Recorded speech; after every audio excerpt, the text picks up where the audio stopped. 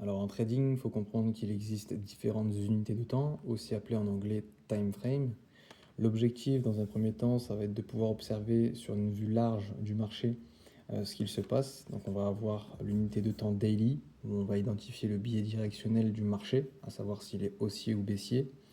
On a ensuite le H4 pour pouvoir identifier des zones d'intérêt clés. On a ensuite le H1 pour pouvoir perfectionner ces zones. Et tout ça, c'est ce qui va composer au final ce que j'appelle la donnée analytique. Ensuite, une fois que vous aurez vraiment clairement identifié le marché et les probabilités de ces prochains mouvements par rapport au price action, vous allez vous concentrer sur la zone d'exécution, c'est-à-dire le M15, le M5 ou quand bien même le M1, sachant que le M5 et le M1 seront des zones perfectionnées de l'unité de temps M15.